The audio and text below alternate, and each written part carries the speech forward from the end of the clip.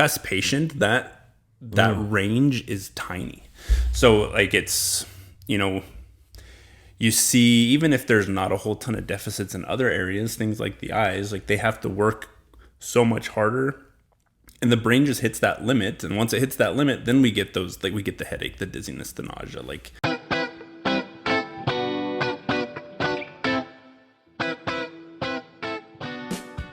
hey guys, welcome back to the Two Thumbs Up podcast. Dr. Todd here. I got my buddy Dr. Mike Stirling with us today. I wanted to tell you, hey, we're self-sponsored by Concussion Pros.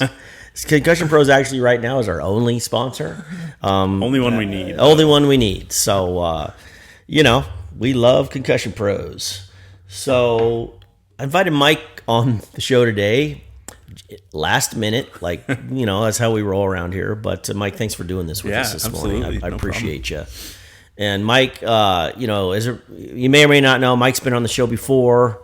Talked a little bit. I don't know. It's been a while now, right? And so, we've talked about having you back and talking about a few things that we were learning, we're experiencing, and So I just wanted to kind of shoot the breeze with you this morning. Love it. So. We're right in the middle of bracketology. We were just talking about Dr. Hammond and his. So what did you posted this morning? Yeah. So he's ranked in like the top 0.1% of the ESPN brackets, which is pretty crazy. Out of how many brackets? I think I read it was like 24 million. 24 million brackets, and Dr. Hammond's like number 3,500. Yeah, he's top dog right now. So I know why. Because he's a BYU fan. I mean, the Sweet 16. We'll see if they can get by Alabama, right? Yeah, that'll be a tough one. I think what is that? Thursday night, something like that. Yeah, games start tomorrow. I think Sweet 16 games start Wednesday. Yeah. So it's good stuff. So good job, Dr. Hammond, and I'm taking you to Vegas. That's right. It's too bad you can't buy a lot of tickets in Utah. But exactly. So. Tell me a little bit about, you've been working with us for a while now, and you've been an integral part of what we're doing with Concussion Pros. And what are you seeing with the concussion world, and what are some of the things that maybe have surprised you, or has changed your opinion about this type of work? Yeah. Man, I think one of the biggest things that has, I don't even know if it's a surprise, but has pleasantly surprised me is just people's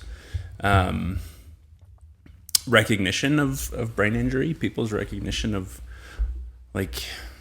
not just toughing it out anymore. So you're humans that have this type of injury, they're seeking assistance. Absolutely, yeah.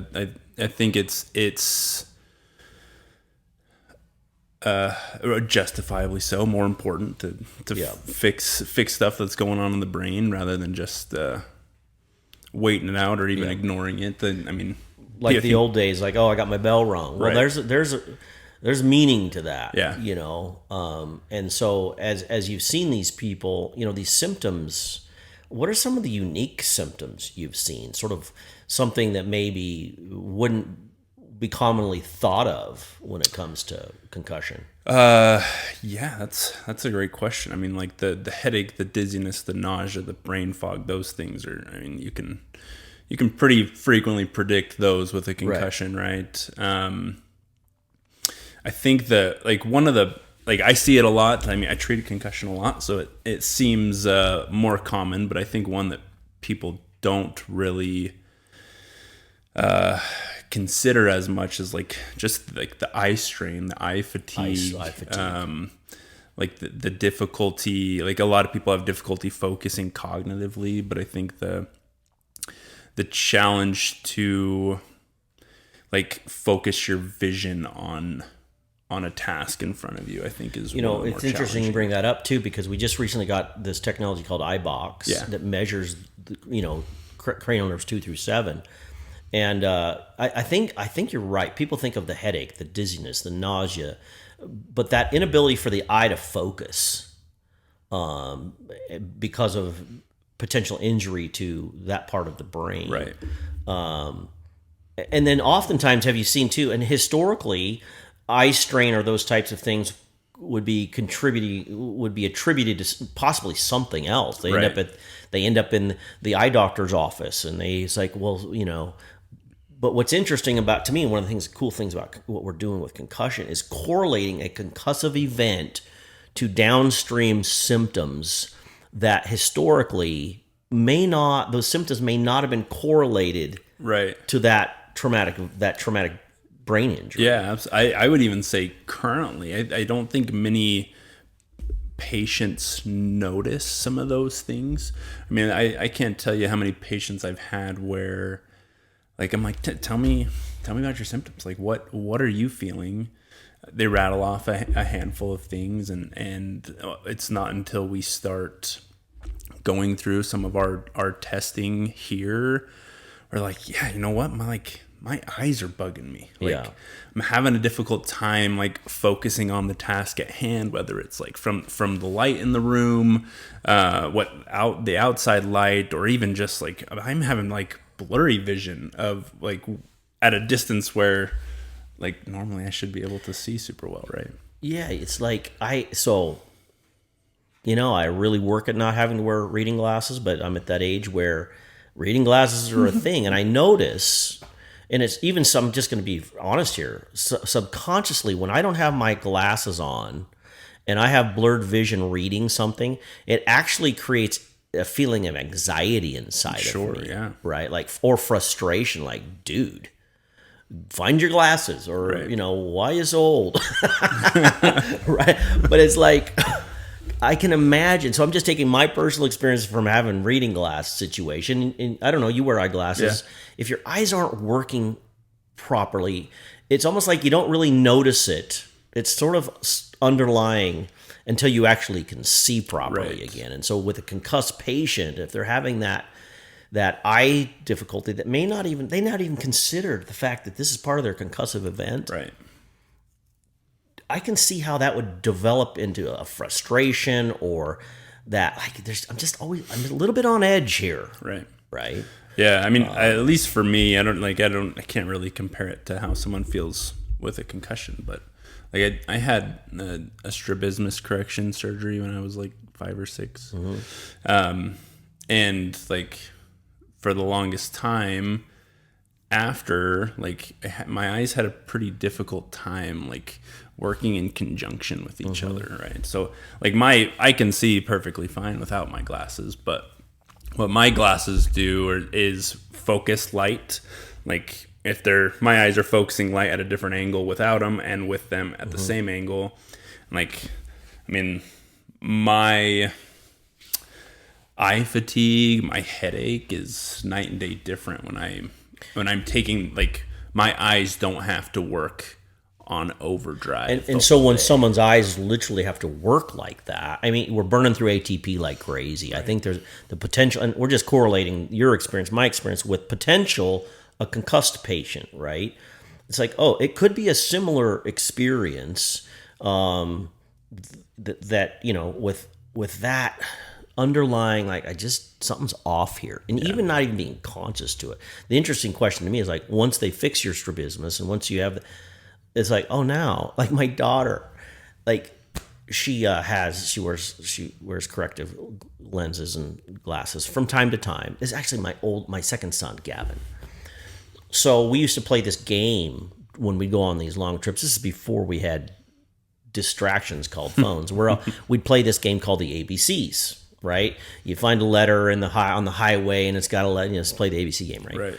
Well, once he got glasses, he's like, I could have won that game every time.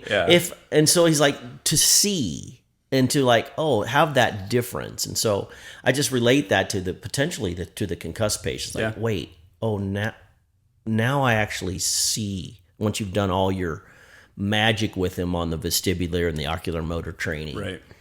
Oh, okay, now there's a difference there. And the level of sight, lowered energy, like more balanced energy when it comes to burning ATPs up, right? I can see how the brain that's just a relaxing sensation for the brain. When I can't remember if we talked about this the last time I was on, but I will often describe concussion as like normally non-concussed. Like our brain has like a baseline level of functioning, right? It does what it needs to keep the lights on, keep us breathing. But it also has a ceiling, right? It's an amazing organ, but not the most perfect thing, right? It's not unlimited in its potential.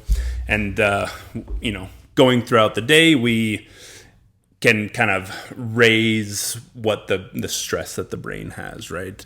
With a concussed patient, that range is tiny.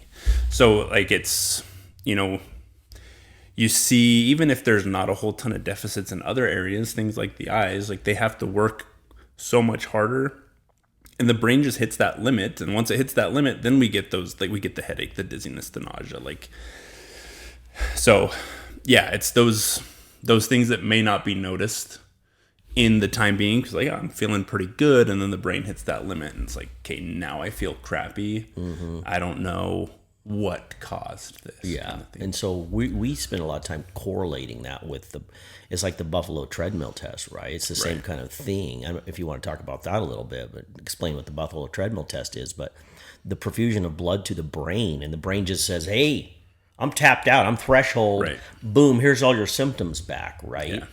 Yeah. There's that mechanism as well. And so learning as practitioners, as developing this Concussion Pros program is like being aware and learning from literally every interaction with every patient, and finding the most interesting thing to me about this is finding ways and being open to new information on how to assist these people.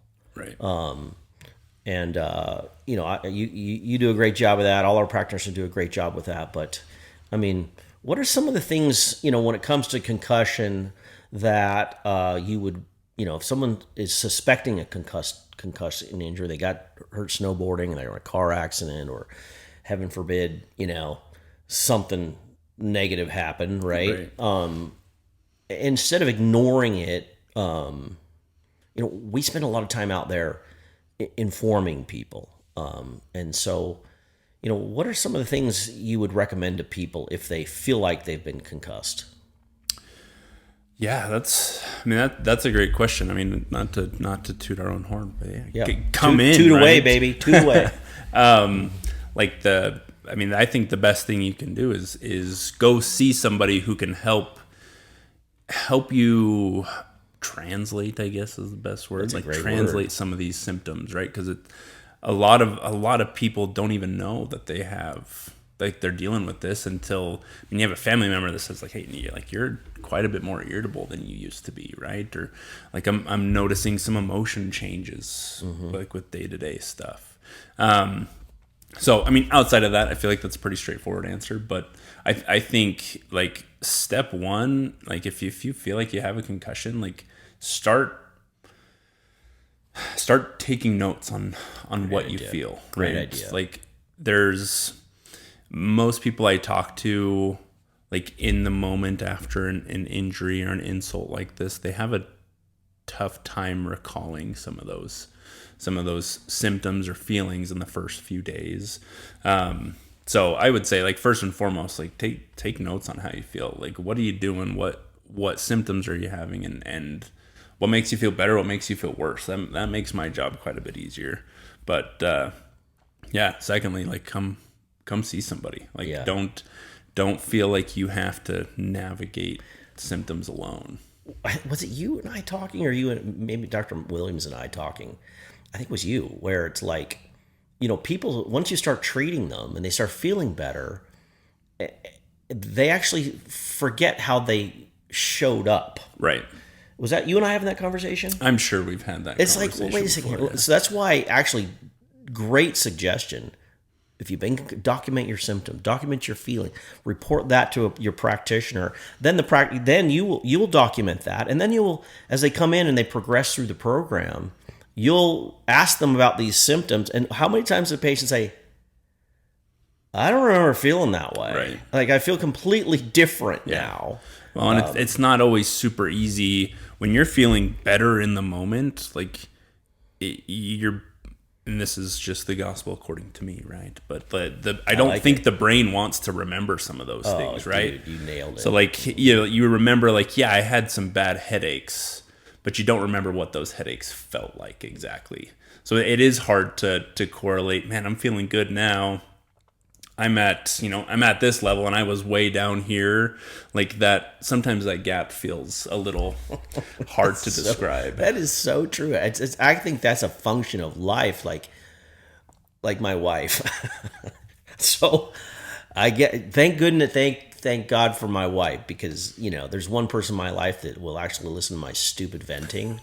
So I remember this time when I was in school, when I was getting my doctorate program, I, like studying and busy and, making this tests and getting through it and And after I'd finished several years later, I was like, yeah, I kind of miss school. And she's like, you hated school. Yeah, I'm like, right. I did? I'm like, because now I remember what I loved about it. Right.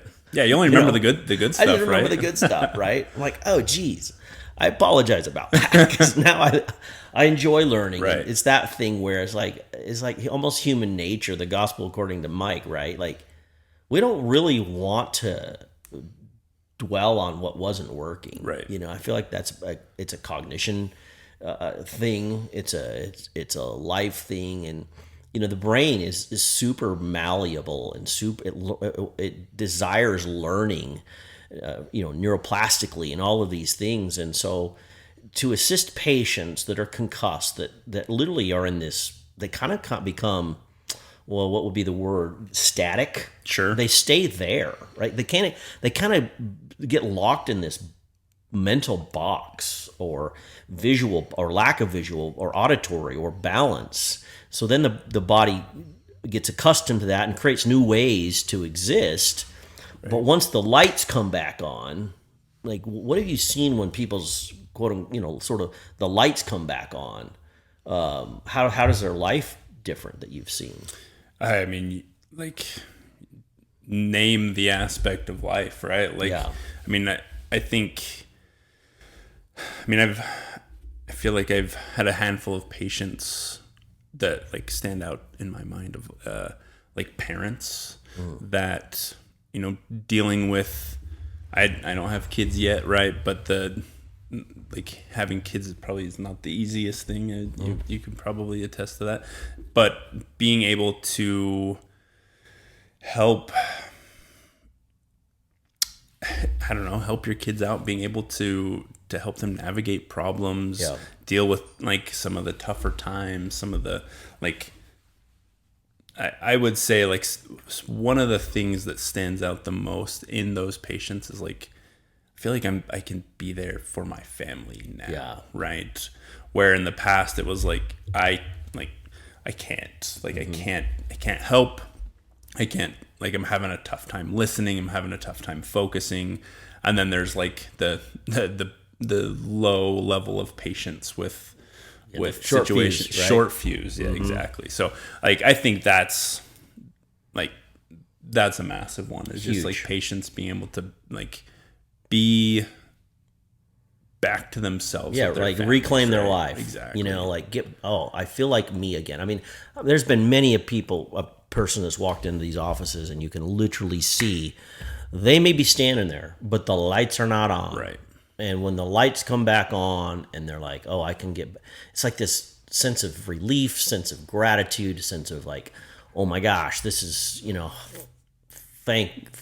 thanks, right? Like, so that's why we do this, and we love it. And the concussion world is changing and ebbing and flowing, having people just begin to have the awareness, and practitioners and anybody that's in the injury field, when they see a person like this, get them, hey, we'd love them to come to the Concussion Pros, right?